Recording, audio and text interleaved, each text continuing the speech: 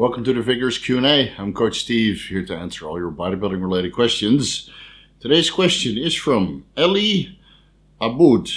Hope I pronounced it correctly, or Elia Aboud, 95. Hello Steve. First of all, thank you for being such a humanist.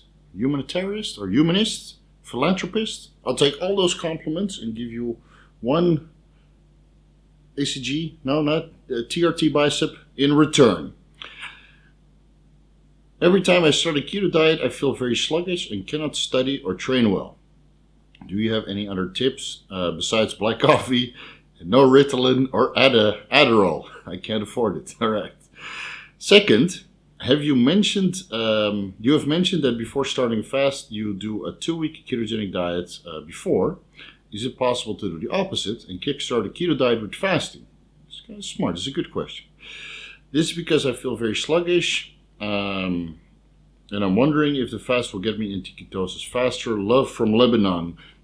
Love you guys right back. Amazing food. I wish I could finally go there one day instead of going to Beirut here. Beirut is a restaurant in Thailand which is absolutely fantastic. They have different branches. Beirut and Bamboo. I think the best branches are found in Sukhumvit Soy 3 or Soy 4.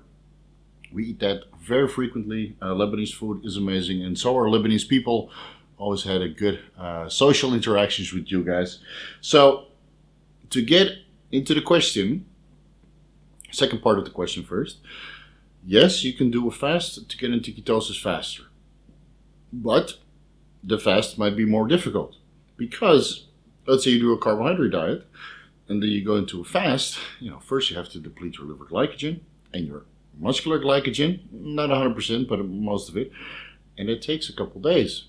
And in those few days, you're still going to feel foggy and sluggish and lethargic. And now you're restricting calories to basically zero, besides maybe a bit of multivitamin, maybe a Coke Zero. Technically it has no calories, but your body still responds to it. It's going to be tough. And yes, you can kickstart ketosis way faster because by day 3, 4, 5, by day 5, you're definitely in ketosis. But around day 3, you'll probably get into ketosis, so that's faster than waiting 2 weeks on a ketogenic diet. But you'll feel significantly worse, for sure. And I've had a lot of people that, they want to attempt one of my fasting protocols that I have in the Facebook group.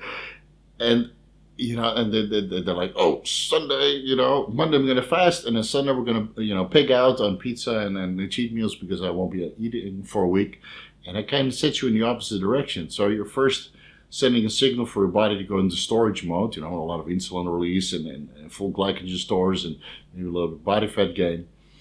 And now you're going to have to deplete that all before you get into ketosis. So I don't think it's a valid approach to start doing that. So I don't think it's a good approach to have a very large cheat meal and then start fasting. That's one of the reasons why I recommend people to get into ketosis first and then fast, because the fast is so much easier. And since the fast is already tough because you're restricting food, to zero, and you're going to be hungry and maybe a little bit sluggish and loss of energy until you really, get into that deep ketosis and your body knows how to utilize the body fat for energy production. It's going to be tough. So I think one of the reasons why you're feeling sluggish and tired and not energetic on keto is because first you're not fat adapted yet, and maybe you'll reduce your calories too low. So what I recommend with most of my clients is that, let's say they're on 3,000 calories, for example, and they want to do a ketogenic diet. The reason why they want to do a ketogenic diet is probably because they want to lose body fat, but you don't want to go into ketosis and reduce the calories at the same time, because now your body's like, fuck, dude, I have no energy, and you're reducing your metabolic rate, and it's desperately trying to source information, which is what's making you sluggish and maybe losing a little bit of focus. So you go from 3,000 calories or whatever amount of calories you're eating right now to the same amount of calories on a ketogenic diet, and then you start reducing the calories while you're finally in ketosis. And that could take between 2 weeks, 3 weeks, 4 weeks. Highly depends on the individual. I mean, I've been doing ketogenic diets for 10 years now. 10 years, maybe longer. Maybe, probably, no, longer. 14 years, because I did ketogenic diets when I was drug-free. and I've been saucing. I've been on PEDs for over 10 years now. Or almost 10 years. I think almost 10 years. Yeah, so almost 10 years. So, and I've been doing ketogenic diets ever since. And, with the occasional spurt of doing a carbohydrate approach during the bulk. But even for me, I found that just by increasing my fats in the off season, I gain sufficient amount of mass and energy and strength. So I'm pretty much in ketogenic state year round. And when I have a cheat meal on Sunday, I'm in ketosis by Monday afternoon. I do a little fast and a little intermittent fasting approach. Just wait, you go to the bathroom, do a cardio session, perhaps with or without insulin. My choice, my responsibility. In the afternoon, I'm already in ketosis. And my body is fat adapted, so I don't get foggy, I don't get moody, I don't get lethargic, I don't get loss of focus. Monday, nice high blood sugar levels, not too high, in range, but high. And then Monday afternoon, low blood sugar levels, ketones levels rise up again. I'm in ketosis, I'm burning body fat. Yeah? If my calories are sufficiently low. For you, that process might take 2 weeks. So don't restrict your calories in order to get in ketosis, because you still need calories just to get your energy up. So if you're starting with 3,000 calories on a carbohydrate diet, go to 3,000 calories on a ketogenic diet and stay there until you feel in ketosis. You can check your ketone levels with a keto breath meter or a keto blood sugar, a blood ketone meter, sorry. Brain too fast for my mouth to keep up. Blood ketone meter or ketone sticks. Yeah? I found that a blood ketone meter, separate one, not a combination of a blood and a blood sugar, blood ketone and blood sugar meter, just get them separately. Blood ketone meters are the most accurate. Check your ketone levels. Yeah. As soon as you're in ketosis and you feel normal, you feel comfortable, you're getting a decent workout, and you feel focused, then you can reduce the calories. Yeah. That would be my recommendation. Once you're in ketosis, you're fat adapted, you can incorporate a fast, because now your body knows how to utilize the body fat like this, by either producing ketones in the liver for your brain as energy, or by dumping triglycerides into the bloodstream for your muscles and your body to use as energy. And then it's pretty easy to do a fast, because you get a little bit of appetite suppression from from being in ketosis. And body fat, given you're over 4% body fat, when your body fat reserves are over, let's say 6% or more, there's so much body fat available. If you're 100 kilos, you're 6% body fat, then you're at least 6 kilos of fat. I mean, how fast are you going to burn through it?